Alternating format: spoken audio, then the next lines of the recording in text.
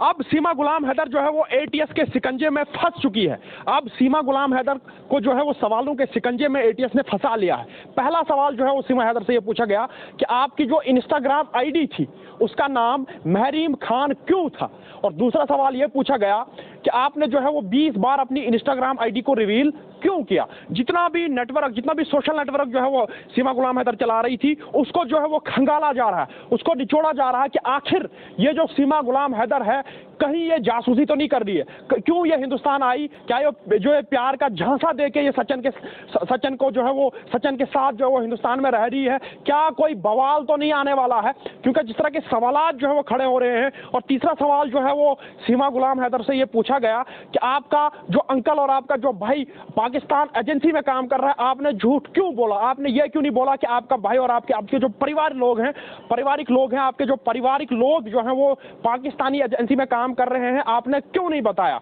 और यह भी पूछा गया कि जो उनका शोहर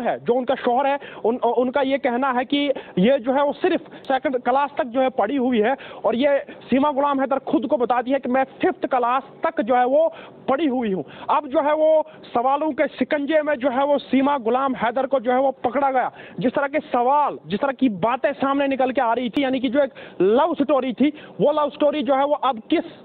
रंग में जो है वो जा रही है, कौन सी शक्ल जो है शक्ल जो है वो ले रही है, कौन सा रंग जो है वो ले रहा है, अब सब कुछ जो है वो सामने निकल के आएगा। क्योंकि अब जो है ये एजेंसियों के बीच में जो है वो फंस चुकी है कि किसी तरह का क्या ये कोई जासूस तो नहीं है, या ये कोई पाकिस्तानी जासूस तो नहीं है, सीमा गुलाम हैदर कोई पाकिस्तानी जासूस तो नहीं है। अब सब कुछ जो है वो सामने निकल के आएगा, और सब कुछ